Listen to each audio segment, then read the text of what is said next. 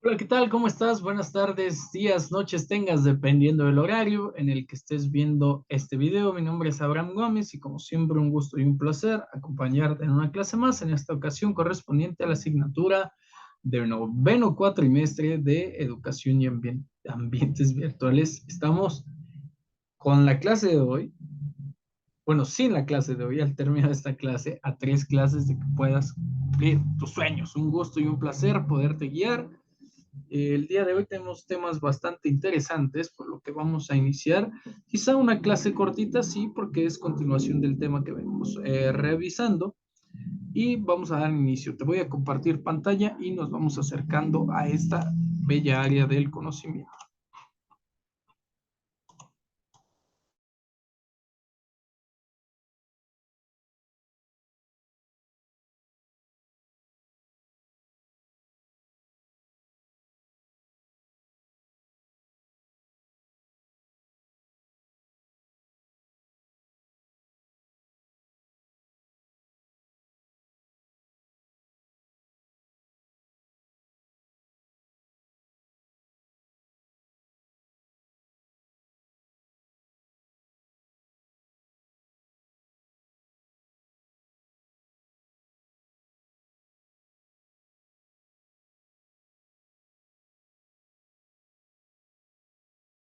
Ya en la clase pasada observamos un poquito sobre la teoría de sistemas, el concepto, el enfoque, la relación entre la tecnología educativa y el enfoque de sistemas. El día de hoy vamos a ver ventajas del enfoque de sistemas aplicado a la tecnología de la educación y el enfoque sistemático en la instrucción. ¿Sale? Para cerrar el tema número 2, que es enfoques de sistemas y la tecnología educacional, y poder pasar a pues ya la parte final, al uso de las tecnologías de la información en la escuela, a las tecnologías en la educación a distancia y las tecnologías en la formación de profesorado. Así es que vamos con la clase del día de hoy, también una clase cortita, pero bastante enriquecedora. Ok, hablamos de las ventajas de este enfoque de sistemas aplicado a la tecnología educacional. Vamos a ver un pequeño breve resumen para que podamos ir entendiendo cómo vamos a desarrollar nuestra información. Recapitulamos en el sentido de observar antecedentes del enfoque sistémico. Vamos a hacer lectura y vamos dando ejemplos. Las ideas de este enfoque no son nuevas, ya que desde la antigüedad, en épocas de Grecia y de Roma, intentaron establecer leyes que obedezcan a la formación de un sistema de conocimientos. Te lo voy a poner aquí. ¿Cómo enseñar? ¿Hasta dónde enseñar? ¿Cuándo? ¿Cómo? ¿Quién? ¿Sale? Son los primeros intentos para formar o desarrollar un sistema de conocimientos. A lo largo de la historia del ser humano, muchos autores han empleado el enfoque sistémico para estudiar los elementos que conforman determinados procesos. ¿Sale? Esta búsqueda de elementos y búsqueda de estructura que doten de esencia y carácter a los procesos del sistema educativo, pues es una búsqueda constante y permanente de inherente, ¿no? Al proceso de la educación de los seres humanos. Es por ello que vamos a hablar de un ejemplo, ¿no? En la mecánica de los siglos XVII y XVIII se llevó a cabo la investigación de varios objetos de algunos sistemas. En el siglo XVII se destacó el pedagogo checo Jan Amos Comenius, quien elaboró, ojo aquí, si tú todavía no tienes este dato, seguramente te voy a regañar en estos días. Pero la principal aportación de Comenio es un sistema educativo fundamentado en la estructura del proceso docente en la escuela, que se desarrolló en una obra que se titula La Didáctica Magna y otra que se titula El Orbis Pictus, ¿sale? Una de las primeras obras o unas de las primeras obras de la teoría pedagógica desarrolladas por Jan Amos Comenius. Es importante que lo tengas ahí porque ya es un sistema de cómo enseñar, cuándo enseñar, qué enseñar, enseñar todo a todo. etcétera, etcétera. No te voy a decir para que lo leas, pero sí lo vamos a platicar en clase porque es parte de nuestros primeros semestres y se supone que hasta ahí ya tenemos un alto grado de conocimiento. En la segunda mitad del siglo XIX, el filósofo alemán Karl Marx argumenta de manera filosófica que los objetivos de la investigación en el marco de un sistema deben de ser aplicados en el análisis de la producción capitalista en una de sus obras que lleva como título precisamente este tema, ¿no? El capital. ¿Cómo hacemos que una serie de personas con una serie de leyes, de constructos sociales, psicosociales, económicos, agrarios, etc., etc., etc., desarrollen medios y modos de, o se desarrollen en medios y modos de producción para el beneficio de estos mismos, de la nación o de las comunidades? En Cuba, te voy dejando ahí los datos, los vas anotando. El ideario pedagógico de José Martí, que es uno de los principales libertadores de aquel país, perdón, representa el resumen del pensamiento de los principales educadores cubanos del siglo XIX. Ellos empleaban ideas que fueron acuñando del patrimonio pedagógico progresista de aquella época, ¿no? De finales de este siglo, ¿no? Las aplicaron en un momento en donde su originalidad y su proyección al futuro tuvo un impacto amplio. Continuando con estos antecedentes, o sea, son antecedentes muy pequeños o tal vez no tan cronológico, en un orden cronológico corto, sino todo lo contrario, en un contexto amplio, pero que son, más que un antecedente, son ejemplos de cómo los sistemas o la teoría general de sistemas se ha ido aplicando a esta parte de la tecnología educacional y ha tenido un impacto alto. En relación con este tema se expresaba la necesidad de la integración universal, ojo con lo que estoy haciendo porque vivimos en una época de globalización, integración universal para el estudio de la realidad y abogada por cursos, no del modo imperfecto y aislado, sino con un plan y sistema de modo que unos conocimientos vayan complementando los otros y como saliendo de estos aquellos. Actualmente ya existe, te digo, se llama globalización y nos da la oportunidad de, a través del Internet, de la tecnología, de las TICs y de los dispositivos electrónicos que estamos usando en este momento, de ampliar nuestro panorama. Sale no desde nuestras casas, sino desde centros educativos, comunidades educativas, grupos de apoyo, etc. En el siglo XX se produce el desarrollo de la ciencia y la técnica como consecuencia de esta situación. En la segunda mitad del siglo XX, las ideas del enfoque sistémico se perfeccionan y se aplican a las diversas ramas de producción de servicios, de investigaciones científicas y de procesos tecnológicos. Esto es la entrada de la tecnología, la entrada de la tecnología al siglo XX. Todo lo anterior ha influenciado en la forma de concebir algunos procesos sociales, psicológicos y pedagógicos. ¿Por qué? Tenemos un debate en las últimas clases en donde evaluamos o analizamos qué tan funcional resulta la tecnología en estos tiempos, ¿no? Para docentes, para alumnos, para directivos, para padres de familia, etcétera, etcétera, etcétera. Pero a ver, vamos planteando las cosas. Estas ideas del enfoque sistémico, el enfoque de la tecnología, es el enfoque que pondera en la actualidad. ¿Okay? Los procesos tecnológicos en las ramas de producción de servicios y de investigaciones científicas también ya son parte de esta naturaleza, son parte de este siglo, son inherentes al desarrollo de procesos de enseñanza-aprendizaje y no los podemos limitar, no los podemos coartar, no podemos dejar de desarrollarlos. Todo lo anterior ha influenciado en la forma de concebir algunos procesos sociales, psicológicos y pedagógicos, porque la naturaleza del sistema es tecnológica, ¿vale? En el proceso y educativa, porque si no dominas la tecnología, te vas rezagando, ¿no? En el proceso docente educativo, el enfoque sistémico propicia un perfeccionamiento desde su planificación hasta sus procesos administrativos de dirección. ¿Ok? Ahora anótale ahí y anótale bien. Dame 2 segundos. Te lo voy colocando. Cambio de diapositiva.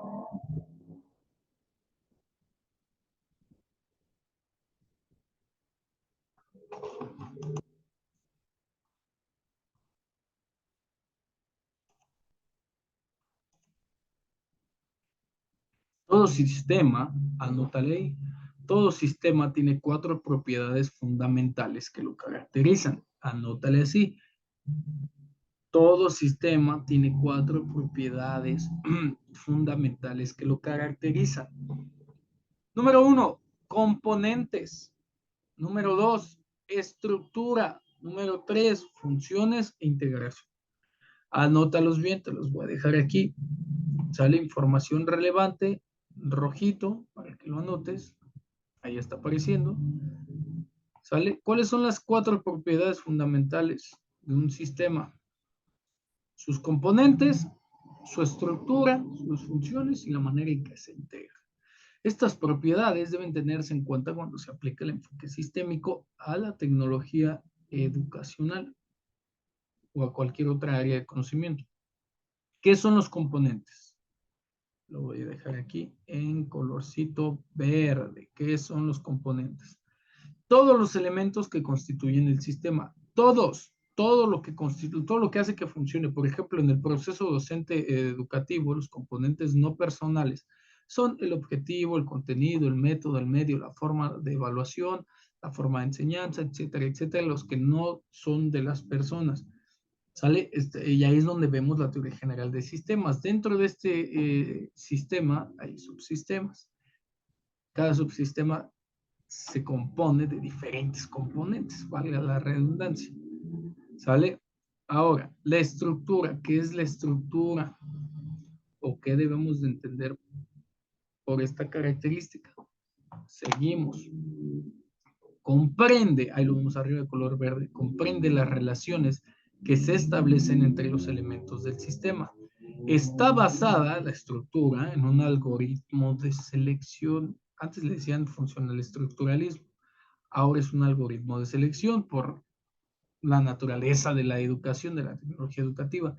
Un ordenamiento lógico de los elementos. ¿Qué elementos? Los que más te gustan, los que están en boga, los que tienen la capacidad de desarrollarse en un periodo corto y amplio. Las funciones, también de verde, son acciones que puede desempeñar el sistema, tanto de subordinación vertical, ¿sale? O sea, así, como de coordinación horizontal. La integración, que también es otra área importante, corresponde a los mecanismos que aseguran la estabilidad del sistema y se apoyan en la red cibernética y en los procesos de dirección.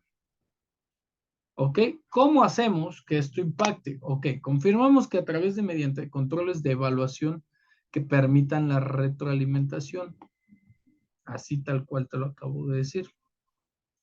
Para asegurarnos de que hemos realizado una estructura sistémica o de que estamos inmersos o de que existe una estructura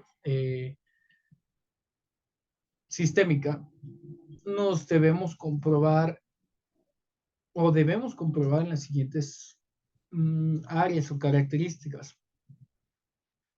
Uno, si la eliminación de un elemento descompone el sistema, estamos dentro de una estructura sistémica. Si algo no funciona y eso impide que lo demás, o más bien, si omitimos algo y ya no funciona el sistema o se descompone, estamos dentro de un sistema.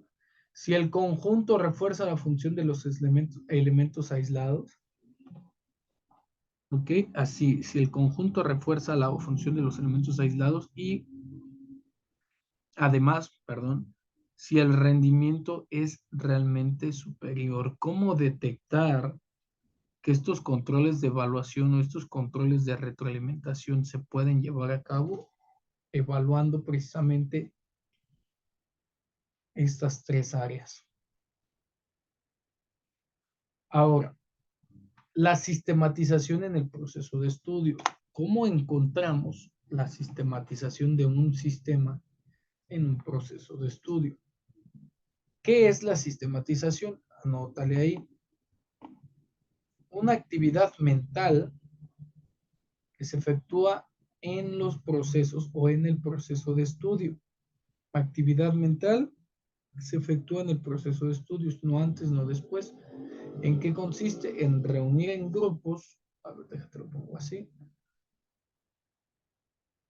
Consiste en reunir en grupos los objetos, fenómenos, según determinados rasgos o principios y ordenar materias según los determinados sistemas.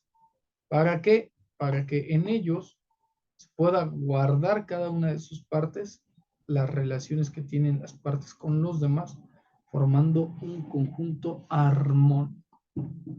¿Sale? Así es como vamos a realizar la sistematización.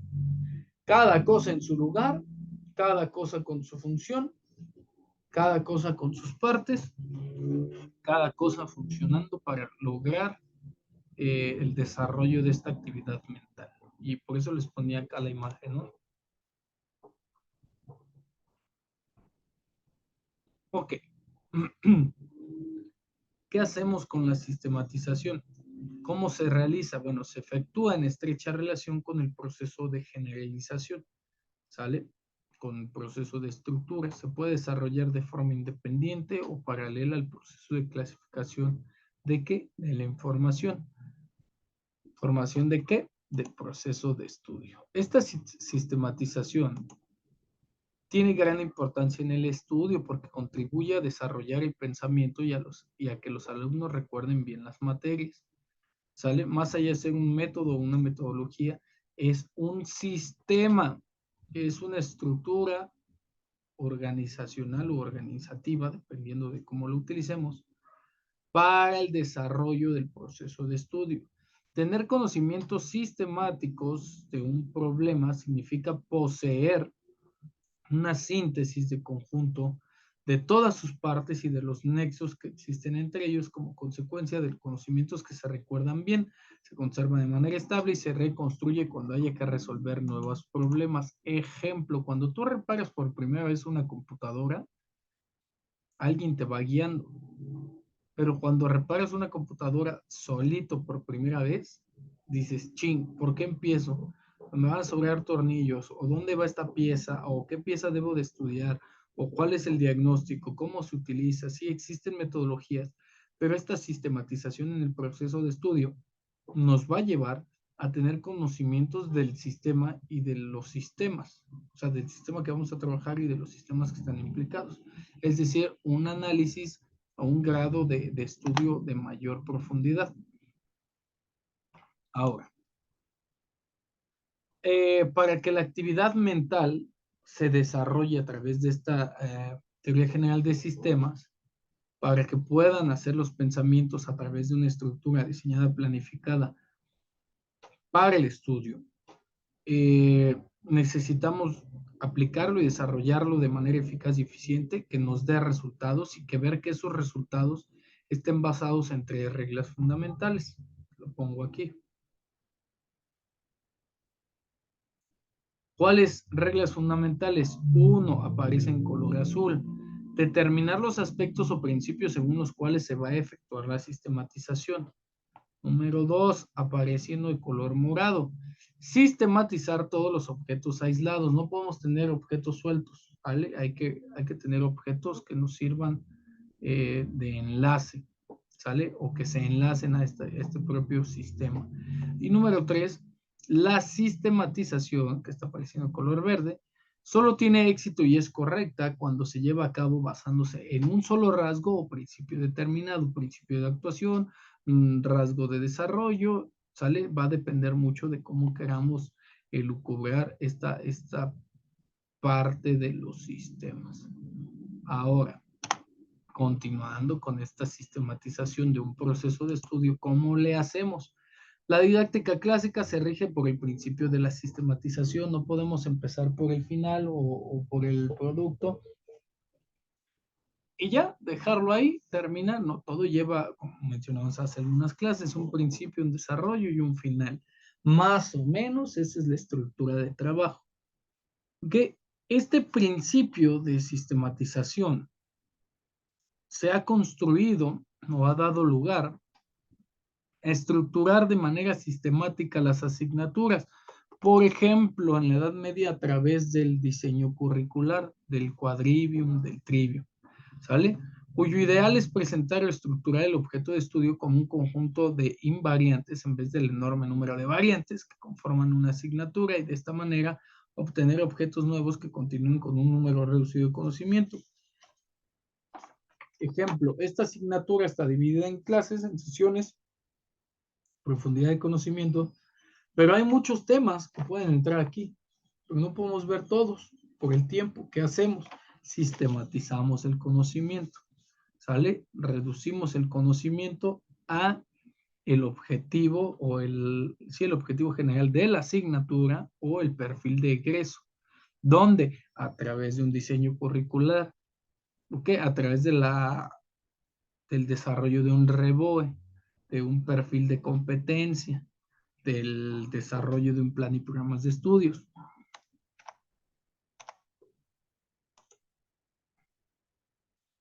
Ahora, ¿cómo es el enfoque sistémico en el proceso docente educativo? La tarea fundamental de la didáctica consiste en organizar el proceso del que ya hablamos sobre bases científicas y de un carácter sistémico. Se establece un criterio lógico y pedagógico, lo voy dejando aquí, para lograr la máxima efectividad en la asimilación de los conocimientos, desarrollo de habilidades y la formación de convicciones por parte de los alumnos, con la finalidad de capacitarlos para que puedan cumplir exitosamente sus funciones sociales, prepararlos para la vida y el trabajo. Ahí el moradito se ve mejor. ¿Sale? De este modo, el sistema de educación responde al encargo de la sociedad de formar ciudadanos útiles que aparte empaten o empalmen con el sistema social al que pertenecen, en correspondencia con valores que predominan en la sociedad, el perfil del egresado y las competencias que estos deben lograr. ¿Cómo se organiza el proceso docente educativo? Bueno, pues se apoya en las leyes didácticas que expresan relaciones de este proceso dentro de un contexto social y también de las interacciones entre los compañeros, entre los componentes, perdón. ¿Qué tipo de componentes? El objetivo, el contenido, el medio, la forma y la evaluación. ¿Sale? Es de esta manera que encontramos ventajas de estos enfoques de sistemas aplicados a la tecnología educacional. Ahora, dame 2 segunditos. Este enfoque o estos componentes empiezan a tomar relevancia. ¿En qué momento? Existe una categoría didáctica que nos va a decir cómo desarrollarnos a través de qué, del reflejo del carácter social del proceso, ¿sale? De la naturaleza social, del proceso educacional, valga la redundancia, una sociedad. ¿Cómo lo podemos desarrollar? Orientándonos de acuerdo con los intereses de la sociedad, de la que ya hablábamos, y entendiendo que las estructuras sociales corresponden a un orden jerárquico o subordinado de desarrollo. La integración de todos estos componentes conforman un sistema del proceso docente educativo, se constituyen por varios subsistemas y representan diferentes o distintos niveles de unidades organizativas, por ejemplo, carrera, disciplina, asignatura, temas y tareas docentes. ¿Sí? Como es el caso del ejemplo que estamos trabajando, ¿no? El desarrollo de un diseño curricular que sea congruente con procesos de evaluación curricular. Eso es muy, muy importante y muy inherente, ¿sale? Por ejemplo, en las preparatorias, en el nivel medio superior, el sistema es la Dirección General de estudios de bachillerato tecnológico, industrial y de servicios, la DGETI, ¿no? O las DGETIs. Y a partir de ahí están los CETIs, los CEBETIs, unos CBETAs, unos CBTs, CSISTEM, etcétera, ¿no? Es decir, cada uno de ellos tiene su forma de desarrollarse, pero surgen a partir de un primer enlace, de un primer sistema que prepara y desarrolla para un sistema social. Por lo tanto, cada uno de estos subsistemas o unidades organizativas están presentes todos los componentes que lo caracterizan. La organización del proceso docente educativo con un enfoque sistémico se realiza bajo un criterio lógico y pedagógico, es decir, tiene que tener una formación especializada y general. El criterio lógico significa que el contenido de cualquier rama del saber tiene una lógica interna y propia. El criterio pedagógico indica que la lógica de aprendizaje, que la lógica de cualquier rama del saber se adecua a la lógica del aprendizaje. ¿Sale? Te lo voy a dejar aquí para que lo puedas diferenciar.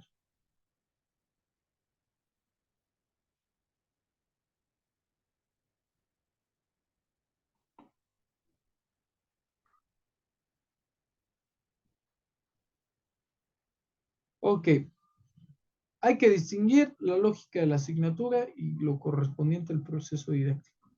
Las matemáticas se enseñan como matemáticas, la educación física como educación física, la historia como historia. Esto no quiere decir que sean de manera tradicional, sino que tiene una naturaleza el conocimiento y de esta misma naturaleza debe ser enseñado el conocimiento. Ahora, la lógica de la asignatura, ¿a qué se refiere? A la distribución gradual y ordenada de los conocimientos que integran un programa analítico, obviamente de la asignatura, y representan los fundamentos de esta ciencia, ¿no? Lo que le corresponde, historia como historia, educación física, etc. La lógica del proceso didáctico se basa en lo siguiente: en la exposición sistemática, eh, ahí sí, ya está apareciendo, por parte del profesor y la participación activa planificada de los estudiantes para desarrollar las habilidades necesarias que les permiten dominar determinados conocimientos. Ejemplo, no puedo estar dando participación a todos porque me voy del tema. Pues es lógico, ¿ok? Y el proceso didáctico debe de tener un orden que normalmente es realizado por el docente. La lógica del proceso didáctico se halla en estrecho vínculo con la lógica de la asignatura. Esto es dato importante, te lo subrayo. No se identifica con ella, es más dinámica, es más compleja, se basa en la labor conjunta del profesor y los alumnos, está presente la lógica de la asignatura y la psicología de asimilación del material de estudio de cada uno de los alumnos y debe de ser lo más activo e independientemente posible. ¿Ok? La formación de esta manera de pensar a través de este enfoque de sistema lógico, los estudiantes pues tienen que desarrollar el estudio y el trabajo independiente, cómo organizar adecuadamente su actividad intelectual, cuándo sí, cuándo no, cuándo participo, cuándo no participo, cuándo ejerzo un rol o una función. ¿Cómo se logra? Ayudando a los estudiantes a adquirir determinadas habilidades que lo preparen para la vida y lo capaciten para ser eficiente en su futuro trabajo. Ahora, si hablamos de la parte de la instrucción, porque estamos hablando de las ventajas del enfoque de sistemas aplicado a la tecnología educacional, así se aplica, pero cómo desarrollamos el enfoque sistemático a partir de la instrucción? Anótale ahí.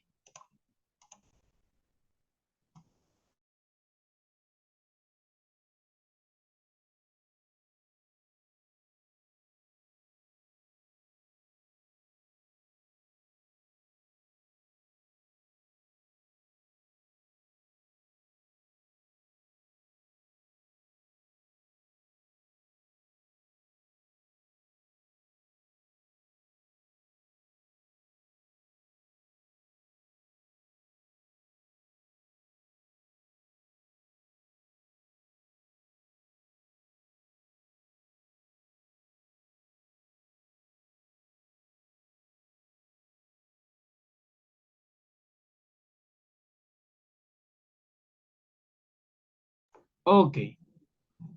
El enfoque sistemático en la instrucción tiene que ver con el sistema de conocimientos que yo voy a desarrollar. Instruir, como ya sabemos, no es lo mismo. Unos segunditos. Instruir no es lo mismo que formar, no es lo mismo que facilitar. Por lo tanto, el sistema de conocimientos que vamos a instruir debe de tener unas características. ¿Cuáles son? Primero vamos a abordar qué es un sistema de conocimientos. Anota esa definición.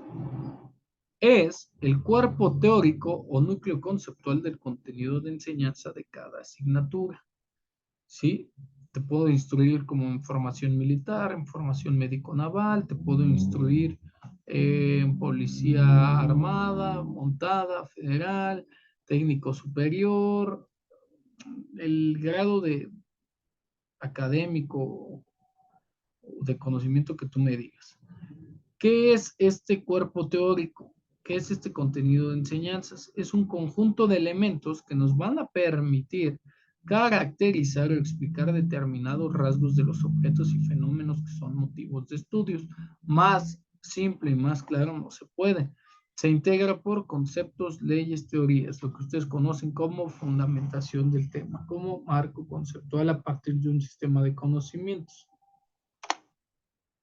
El concepto es una forma de pensamiento. Híjole, es que aquí ya todo se empieza a poner interesante. El concepto es una forma de pensamiento de un proceso mental de carácter teórico y generalizado. No en una definición, pero sí una forma de pensamiento generalizada, teórica. Es el elemento más importante. El pensamiento lógico constituye la piedra angular a partir de la información que nos vamos a basar para generar conocimiento racional. Refleja propiedades muy generales y muy esenciales que debemos de tomar en esta parte de la construcción, por ejemplo, el conocimiento de cada asignatura, y que son necesarios y suficientes los objetos y fenómenos para que se puedan distinguir de los demás. Ahora, los conceptos de los objetos y de los fenómenos son otras cosas, representan una parte de su conocimiento. Mediante la actividad práctica se obtienen conocimientos cada vez más completos en procesos de transformación, ampliación y profundización de los conceptos. Por ejemplo, conceptos muy específicos de cómo hacer una técnica, de cómo hacer una maniobra, de cómo desarrollar X actividad. ¿Vale? A eso nos referimos. Cada asignatura y cada ciencia constituye un sistema de conceptos que se relacionan entre sí. Generalmente cualquier sistema de conceptos es invariante, es decir, que ocupa un lugar preferente, pero se puede determinar mediante este enfoque sistémico de, a ver, esta parte del español, ¿dónde va? Aquí. Esta parte de la geografía, ¿dónde va? Aquí. ¿Sale? ¿Por qué? Porque se agrupa y se ordena adecuadamente de acuerdo a los rasgos generales esenciales de los objetos, fenómenos de estudio, los nexos que ellos, es decir, entre cada asignatura. La asimilación de estos conceptos generales que propician o detonan el aprendizaje, conocimiento, los procesos del pensamiento, se facilitan de acuerdo a la experiencia que tenga el individuo con sistemas de conocimiento, con sistemas de instrucción. El conocimiento directo de los objetos y los fenómenos, la reproducción de los contenidos y de las actividades prácticas, la realización de los ejercicios, permiten valorar el grado de retención de los conocimientos en la memoria. Y en la instrucción, además de desarrollar de manera conceptual, también podemos entender que se desarrollan habilidades. Sistema de habilidades, a través del enfoque sistemático, es el conjunto de acciones psicomotrices o prácticas o mentales, intelectuales, que se realizan para el dominio de cada estudiante en respuestas a los objetivos de enseñanza propuestos.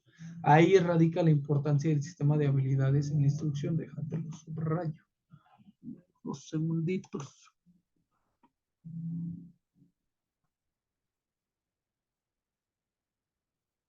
Cada acción se descompone en una serie de operaciones que determinan las formas o modos de realizar la acción, dependiendo de la habilidad. También se puede lograr el hábito de determinadas acciones cuando se ejecutan de forma automatizada a través de la repetición y entrenamiento. Acuérdate que estábamos hablando de una instrucción. ¿Ok?